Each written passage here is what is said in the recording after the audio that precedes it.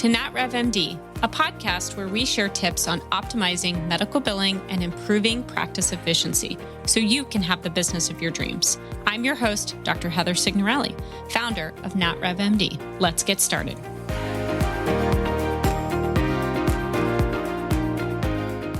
Welcome to this week's podcast, where we are going to talk about a recent question that was asked of our team so that we could help a practice really decide on how they could optimize their practice and grow their practice by adding another physician or mid-level to their team. And it is a hot topic because building a business case for hiring anybody in your practice isn't something that I think folks are taught in healthcare school or whether that's medical school or PA school, and you're just not used to doing these sort of things. And I think building a business case is one of those things that's so critical to success that this can extend into other realms outside of hiring somebody that's specifically going to see patients. So today we're going to cover everything from understanding why you may want to hire, a nurse practitioner, physician assistant, or even another physician. And we're going to talk about the things you need to have in order to craft a financial or operational plan. And then we're going to talk about ways you could structure a compensation practice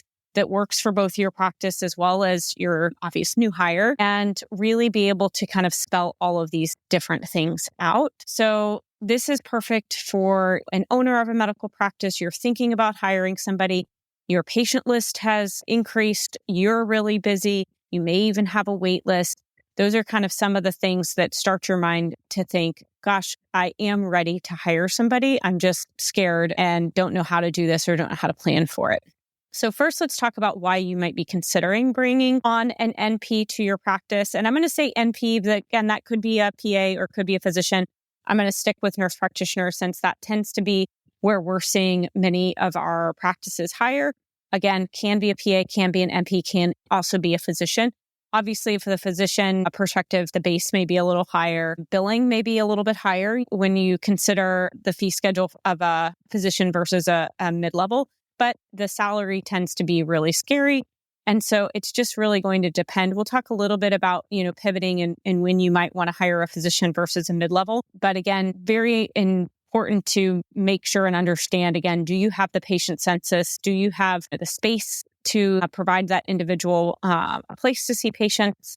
And really, why are you doing this? So again, this can be, a way for you to extend patient capacity, reduce wait times, and of course, bring in new revenue streams, right? And also, it may be a way for you to see patients less per week, right? So maybe you're seeing patients and you've got a full patient census. Maybe you're seeing patients 5 days a week and you're like, gosh, I need to go cut back to 4 days a week. Let me hire somebody to maybe see my follow-ups, et cetera. So of course, patients are always wanting quicker access to care. Patients are always reaching out.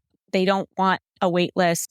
They don't like that if you're booked out weeks in advance. And so if you're seeing that sort of trend in your practice and you do have the space, that's where it's time to consider hiring somebody to fill those gaps. And it's really nice to have, nurse practitioner, mid-level, who can do routine follow-ups, who can do some chronic disease care, even acute illnesses, and maybe divide up and have, sometimes the physicians see more complex cases if that's how your practice runs, or if you guys all have equal capabilities, spread out the patients evenly and have everybody kind of have their own patient base. So obviously, a big reason why people do this is to improve patient satisfaction, really focusing on shorter wait times. But again, it may also be that there are physicians in the group or even other mid-levels in the group that are looking to cut down to less than 5 days a week or cut down a day per week. And you want to segregate and move that stuff off to another provider. So you really want to think through some of these kind of questions around, is it the right time? And then kind of dive into how you would go about analyzing the business case and then operationalizing and compensating as you bring on somebody new. So first and foremost, you're going to want to assess the practice needs, which we just talked about briefly. But these are going to be things like, what is your current patient volume? Are you turning patients away because you're too busy? Do you have a wait list? Do you have providers in the group that are overwhelmed with their caseloads? And do you have an ability to fill that new provider's schedule fairly quickly? And again, you don't have to do that on day one, But when you think through, planning your business case, you're going to want to think through, okay, if I have a 2-week or 4-week wait list and I can get all of those people into this new provider schedule, how long would it take me to fill their day or get to 80%? Because you're going to want to think through in a business case, what does the first 30, 60, 90, 120 days look like so that you can plan revenue as you think about how you're going to compensate this person. Another thing to think through is when you look at your patient visits today, 30% of those visits may be routine follow-ups or acute complaints, and they can be seen, and handled by maybe even a nurse practitioner who you can train and who can gain experience under your supervision. And again, it just really depends on the type of patients, what type of practice you are in terms of how you split those caseloads. So I'm being somewhat vague here because in a family practice, this is going to look very different than an orthopedic practice.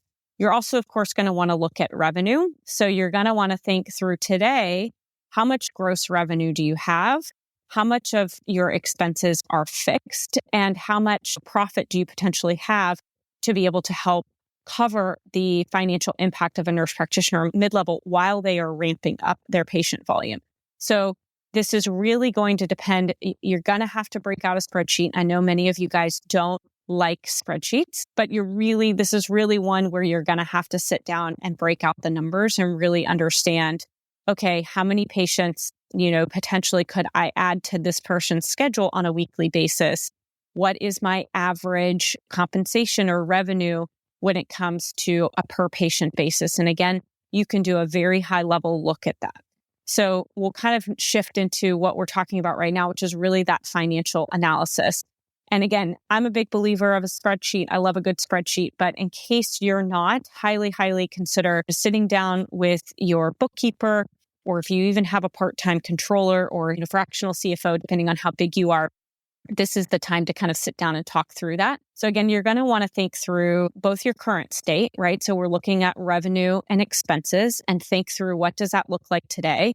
What is your net profit on a per basis month to month? Because you're going to want to make sure you have enough of a cushion to bring somebody on just in case you are going to have to cover at least a portion of their expenses or salary while this individual ramps up. And so say, for example, on average, you have a nurse practitioner that you're coming in, you've estimated that they're going to see about maybe start with 10 patients a day, move up to 15 patients a day, and you'll want to know your average reimbursement for those nurse practitioner or mid-level fee schedules. And again, that's going to be different than a physician, right? Oftentimes the nurse practitioners, if they're billing under themselves, are going to be getting 85% of revenue compared to a physician's fee schedule. Now, you can do incident to billing where that nurse practitioner is seeing patients on behalf of the physician and you're still billing for the physician, but there are very strict guidelines around when that can happen.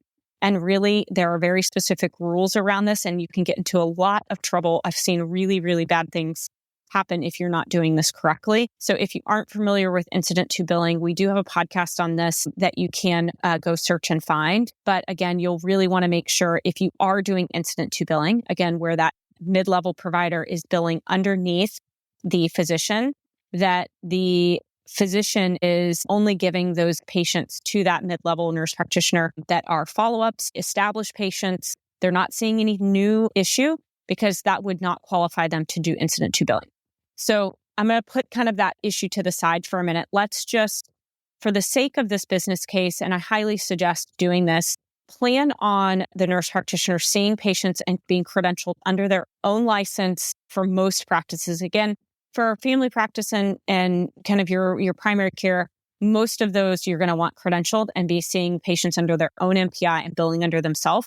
So you can expect an 85% revenue compared to, say, what a physician would see in those cases. That's kind of common. Again, consult your fee schedules just in case, you want better visibility around that. Obviously, if you're a surgical subspecialist, that may be different because those individuals may just focus on your follow-ups. If you are enjoying listening to the NatRevMD podcast, please subscribe wherever you're listening to our podcast. Leave us a review because those are the things that help us get in front of more physicians. Thanks so much. So let's go back to our case where we've got a nurse practitioner coming in. They're credentialed, right? So they're already credentialed. You plan on having them see 10 to 15 patients per day. And on average, the reimbursement, at that nurse practitioner fee schedule, say, is $100 per visit. So, and again, that's just a made up number. It depends on your fee schedule, depends on where you live, what kind of fee schedules you've gotten, et cetera. But so then you can kind of estimate that that's $1,000 to $1,500 a day, multiply that by 250 working days per year. And then you're looking at max, $375,000 in potential revenue. That's assuming they're seeing 15 a day, every single day, 250 working days a year. Now, you're going to want to model that out month over month over month, because they're not going to walk in, at least most aren't going to walk in seeing that level of patients a day. So you can kind of model out, okay, what would that look like if they're 20% full, 40%, 60, 80, 100, and model that gross revenue per month. And that way you can kind of go, okay, can I afford this? Now, then you're going to want to think through, okay, what are the additional expenses that I'm going to pay for? Obviously, the salary is going to be something that you're going to want to evaluate. And maybe that's $120,000 for the first year. Maybe that's $80,000. And that's really going to vary by location and subspecialty. Then you're going to want to think through health insurance, retirement, malpractice insurance, software expenses, right? So EMR and practice management softwares typically increase when you bring them onto your software. And so you're going to want to think through all of those expenses and add up that estimate. It's not uncommon for that additional expense to be 25, 30% of their salary. So you'll want to add that on top of with the salary that you're planning. Then you're going to think through operational expenses that may be there. So obviously, supplies, do you need additional overhead, medical assistant, nursing support, all of those things you're going to want to calculate and add that into, your added expenses for bringing this individual on. So say, you've added that up to $200,000 a year, then if the nurse practitioner is eventually going to get to the point where they're generating $375,000 in annual revenue and you're paying $200,000, then you've got a net contribution of $175,000, which is not bad. So you really want to think through, again, current state, what you anticipate this individual being able to do, additional costs that you're going to have so that you can measure that out. And the other thing to think through is maybe year one, you cover 100% of their salary, but maybe in year two, you provide a different compensation model. So now we'll shift gears and talk a little bit about compensation models. So again, obviously you can do a simple method where you're always paying them a fixed annual salary, say $120,000. And we'll use that example again. That may be really high for your area. That may be, right on target. And again, depends on a number of things.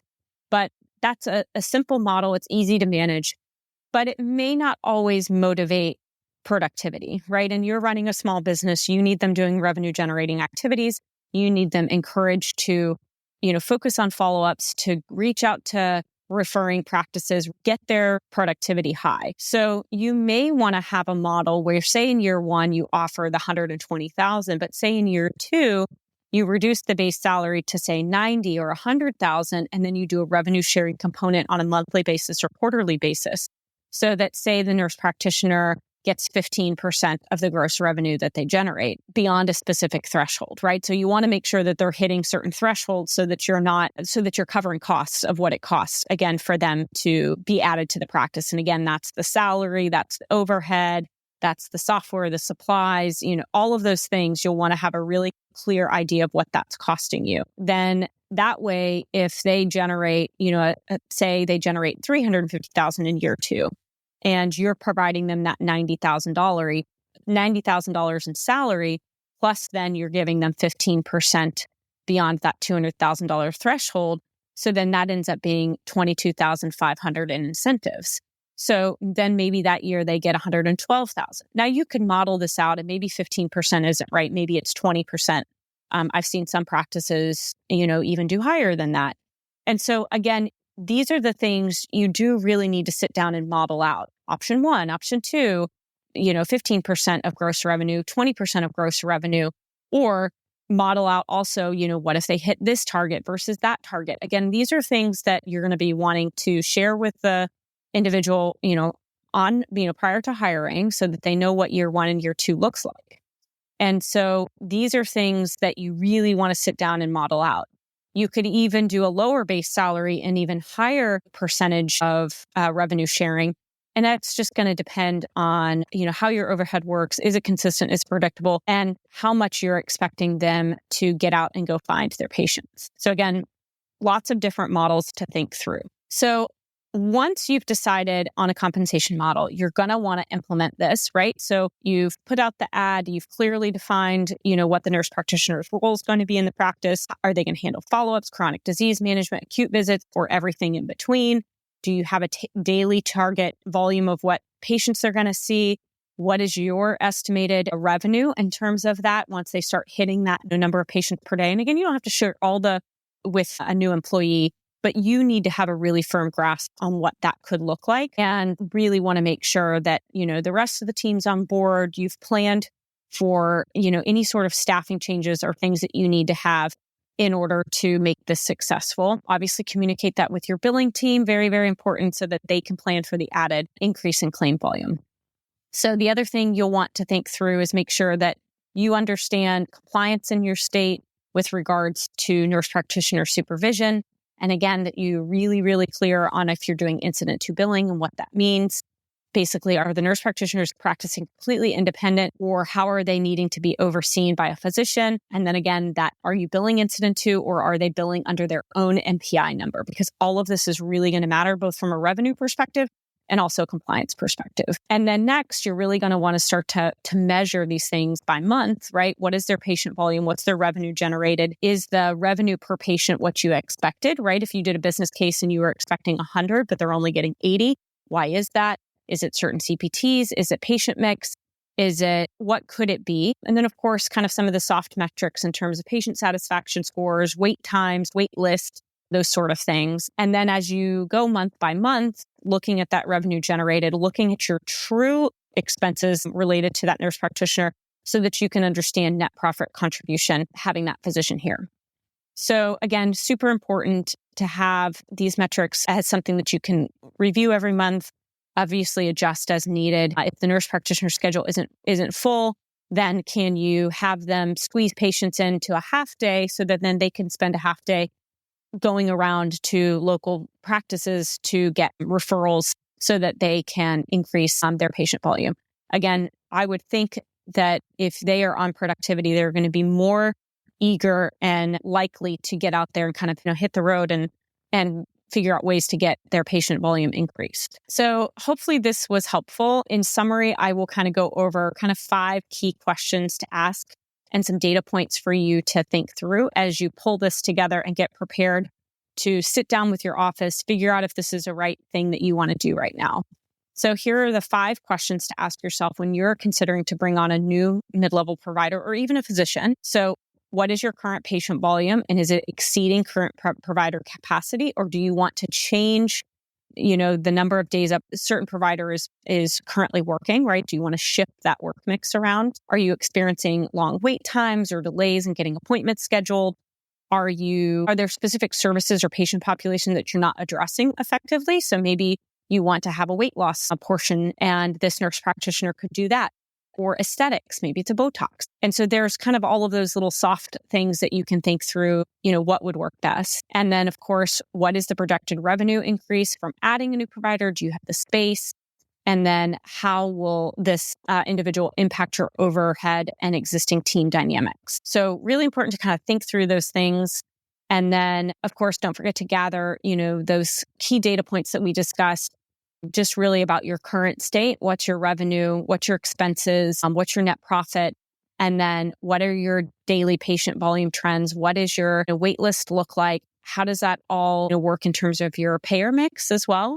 And then really understand, what is your current revenue per patient? And what does that look like currently today per provider, right? So that you can kind of see some reimbursement trends and then really have a clear breakdown of your current practice overhead, and then how much additional overhead you would have by adding this individual.